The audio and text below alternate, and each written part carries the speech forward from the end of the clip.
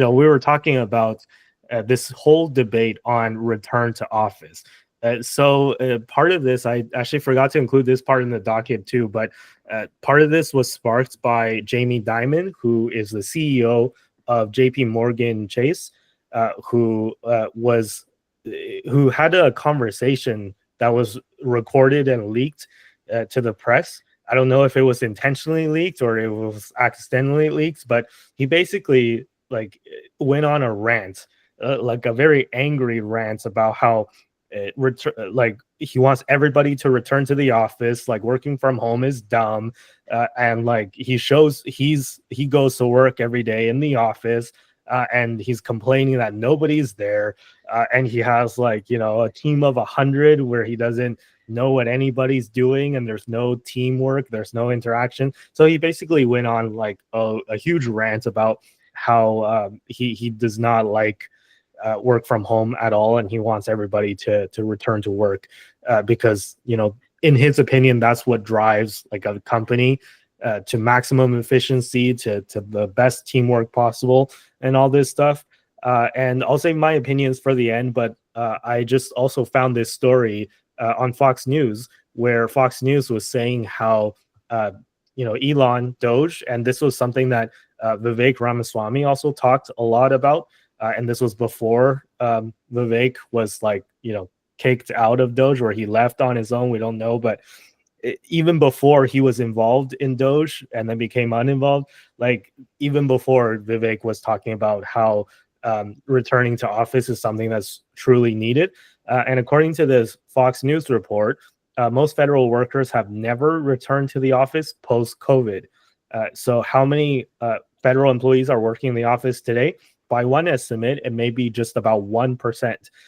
And I don't know if it's actually 1%, but according to Elon, there's many office buildings that are just completely empty, that like federal government office buildings that taxpayers are paying for, that are just completely empty because everyone's working from home and everyone's they're not required to come to the office. So Elon is also of the opinion that we need people to come to the office, because that's like he's on the Jamie Dimon side of the argument in this case, where he's arguing for everybody to return to office, and he's promising that Doge will look into it and get people to return to office. So here's the debate, right? And I also, before we get into that, actually, this SpongeBob, the Squidward meme, remote work started in 2020, died in 2024. In 2025, because Trump and Doge and all this stuff, they're pushing everybody to come back, and this is like a renaissance for return to work, for return to office work, if you're all for that. But yeah, anyway, so here's the debate, right? So I know we have a lot of opinions, and people here, we have been working, like, or at least I have been working remotely, so I might be slightly biased in that sense, where I am an employee who had the benefit of remote work for a long time. Ever since 2020, I've pretty much always had a job that was fully remote. And I don't know about you guys, but I think, Tristan, you have a remote job as well, right? So, what are the kind of like benefits, pros and cons? What do you think about this whole push for return to office? And do you think that, if you're for one side, can you also maybe try to argue the other side? Because personally, I'm actually kind of conflicted on this, but I'll save my opinions for later. Can you argue for the other side, steel man the other side as well? Don't just say like my side wins and the other side sucks, because I can see there's kind of two sides to this argument as well. Are you for this push to return to the office, or do you think that this push goes too far and is dumb? What are your just kind of opinions on this whole return to office debate? Tristan, I'll pass it to you first. Return to office. It's an interesting question, because for the last however many decades of working, everyone went to an office, they signed off, they went into the office at 9, they signed off at 5, and that was the life. You went into the office, you left the office, you commuted downtown. All of our public transit is designed to go downtown so that you could go to your office downtown, etc. Um, and there's a lot of businesses that rely on people, office workers, spending money in the vicinity of their offices, right? So I can understand from an economic perspective why a nation may be more inclined to encourage people to return to the office in general. And honestly, as from in an employer's perspective, I can understand why some industries will really benefit from having workers in office, specifically startups and that kind of thing, where I think there must be a more significant degree of teamwork and collaboration at a much closer level than in other roles. That being said, I also think that there's been significant push to bring everyone back to the office, and I think that there are a lot of roles that are perfectly capable of being done at from home.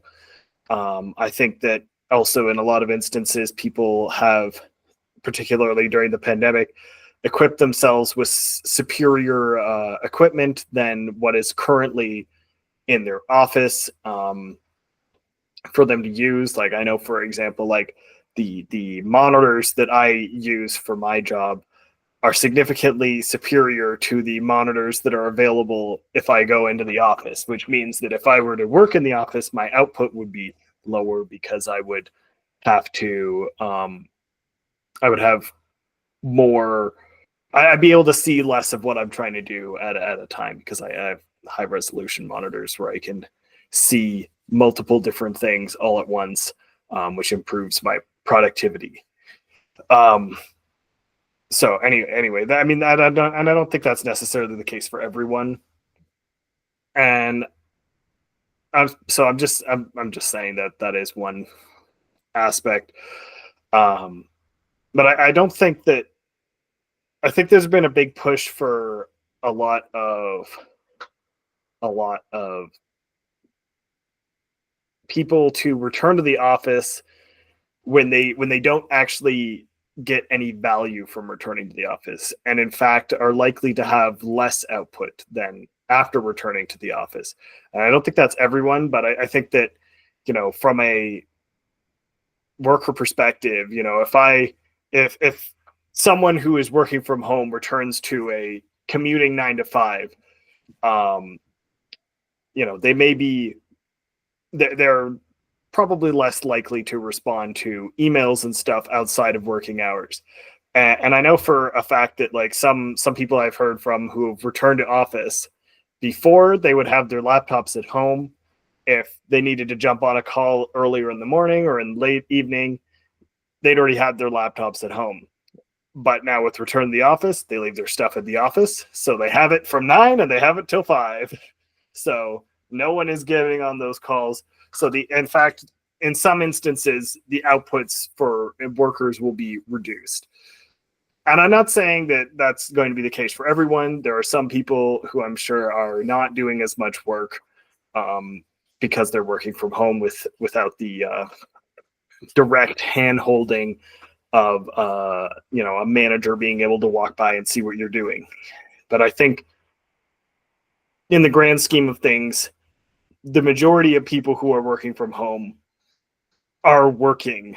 And I think that's the big issue that they kind of aren't really focusing on. It seems to me that a lot of the generations that spent the majority of their lives working in the office seem like they want that office experience that they had growing up, where you'd run into people in the office, have those coffee chats, go on those coffee runs, build connections, build friends and all that in the office.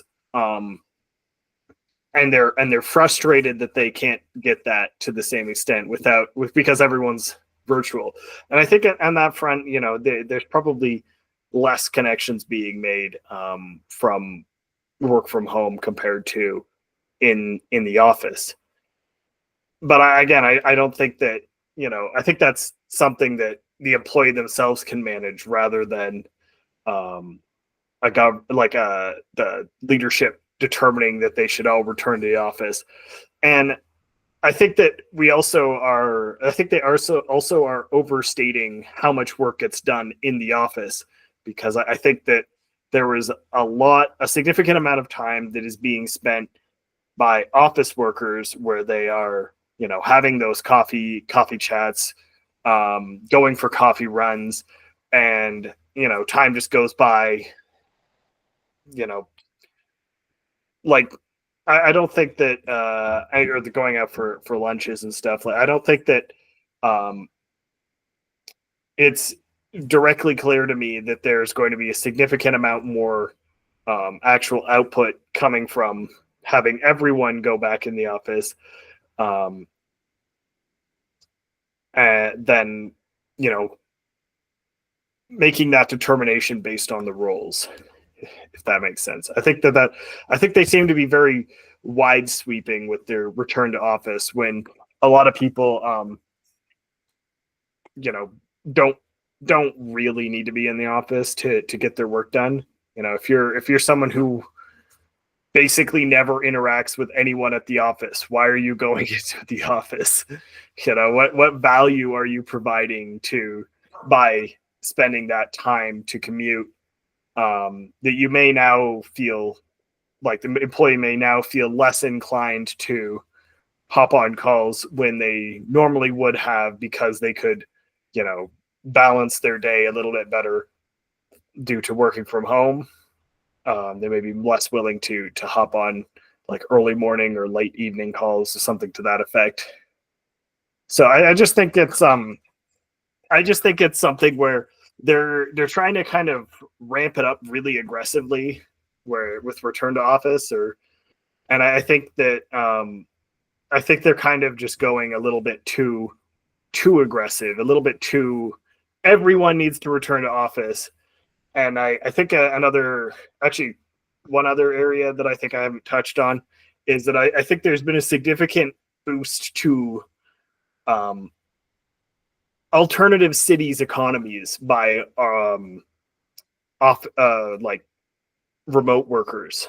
So, for example, like someone who worked in Toronto and then moved to London to remote work, like London, Ontario. That is now someone who is directly contributing to the London economy by, spending their larger Toronto salary in London, that would not be occurring if there was not that option for them to work from home, because they would have had to be in Toronto to be in commuting distance of their office. So I think that there are economic benefits to remote work that maybe isn't necessarily being considered as a significant benefit. And yeah, I think there's just a significant amount of time wasting, just wasted hours of commuting back and forth, that also represents a cost to employees, as well as it's just overall just like a worse working environment for an employee to be having to commute, because they now have to ensure that they can commute at a reasonable amount of time, which forces them to make decisions that they may not otherwise have made with regards to where they live and how much they're having to spend to facilitate that. So again, it's just, and maybe from the company's perspective, who gives a shit? But I still think that is something that would potentially determine someone who is an otherwise great candidate. It may deter them from choosing a company that does not allow them to have remote work, or at the very least, hybrid work, that would deter them from taking a job and thus have that company lose out on that worker's value. So it's just yeah, I think they've just gone a little bit too hard, too fast. It's maybe should have been more of a slower process, but I don't know. That's kind of my thoughts in general. Yeah, I think my views on it, I don't have any real contrary views on it, but I think that like it's obvious that there's some workplaces that it's more appropriate for than others. Like I remember seeing a lot of like people arguing online when like Apple and like Tesla forced their workers back, and like 99% of the people who are arguing don't even work at Apple or Tesla. So I think that it's just like one of those things that I understand. Like it's obvious why anybody would be emotional about it. Because like it's a great benefit to have. I thought work from home was awesome when they first introduced it. But it's like, you know, in the overall debate, I think it's important to acknowledge that there are workplaces that aren't going to do it, and they're high performance places or they're engineering shops or whatever, and they want a certain, or startups or whatever, they want a certain team dynamic to get built. I think that it's also one of those things where it's like used as a culling tactic for a lot of workplaces. So I know that was kind of that is kind of happening in the Canadian government. I'm in touch with a lot of public servants, and just reading what was on the news, they try to do twice a week, then they they ramped it up to 4 to 5 times a week in some places. And I think that they're doing it because it's like an easy way to eliminate jobs potentially, which is kind of mean and a crude way of handling it, but that's how companies and workplaces do it sometimes. So I think you're going to get a lot of this kind of crude decisions that force people back to the office. But overall, there's actually tons of jobs, especially in the office world, where it's very appropriate. Work from home is actually really appropriate, especially if it's like a hybrid system. I agree with Tristan that like there's a lot of like productivity benefits that companies get that they're probably not thinking about right now. It's also like a recruitment thing. Like if your competitors are offering work from home and you're not, like you might lose your good staff to that kind of thing.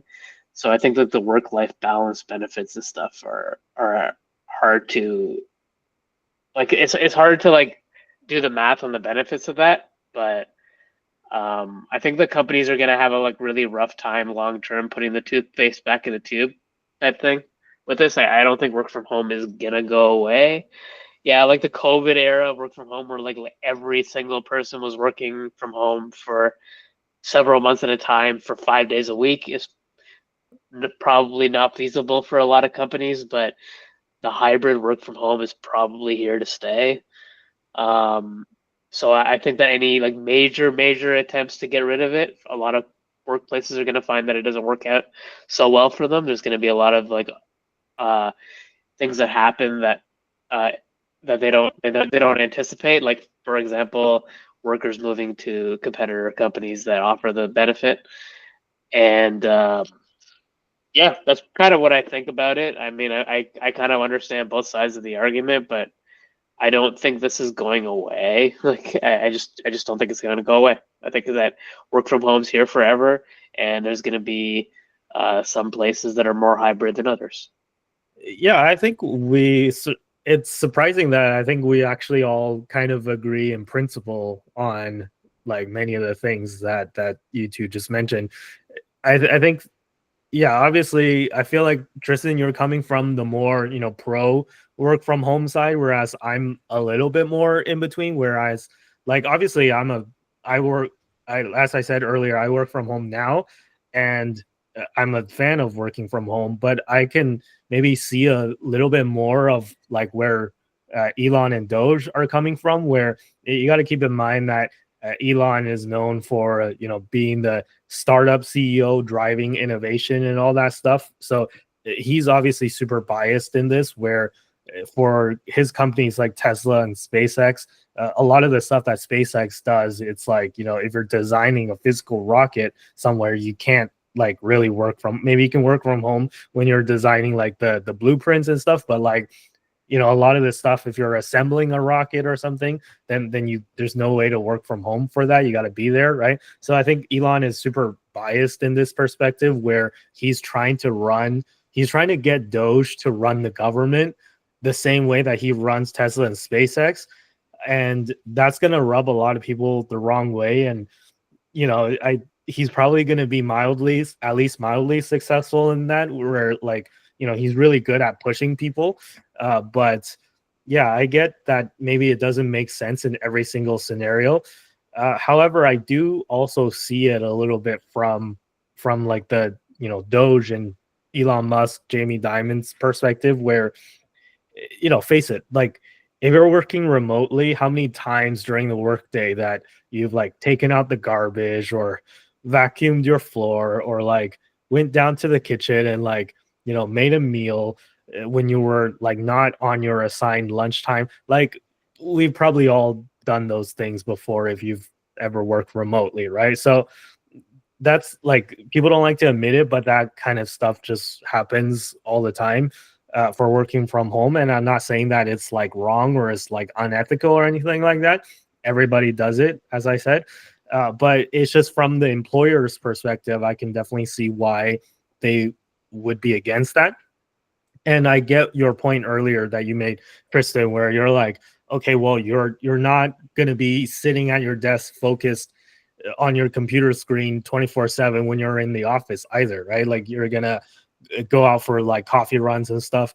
But I would argue that that part is like, if most people don't go on coffee runs by themselves, maybe some people do, but you know, if you're going on like lunches with coworkers and going on coffee runs with coworkers, that is part of team building as well. So yes, you're not like doing your work at your desk, but at the same time, I would argue that maybe team building, like in face-to-face team building, is part of the work. And your employer, your boss, will most likely be more kind of okay with that compared to, like, I don't know, you taking out the garbage when you're working from home, right? Like they would rather you go out for a coffee with your coworker than taking out the garbage while you're at home. Although both tasks, you're not doing work related things while you're doing it, but it's just one is team building and one is not. So yeah, I can definitely see like both perspectives. And I think that the way I envision the future is probably there are going to be some jobs where it actually does make sense to be work from home, either fully work from home 5 days a week or, you know, 2 to 3 days a week or something like that. And then there's going to be a lot of jobs where it doesn't make sense to work from home. So it just depends on the specific companies, very situational. What Elon is doing with Doge and forcing people to come back to work, I think that's just, as Sunil, you said, it's like a tactic, right, to call out like the people that are not fully committed. And I just think that that's like, that is part of the tactic, right, where Elon's trying to downsize the government. And I think that that is going to be successful because a lot of people are going to be like, oh, I'm not gonna come to office, I'd rather quit, right? So yeah, that's basically all my thoughts on this.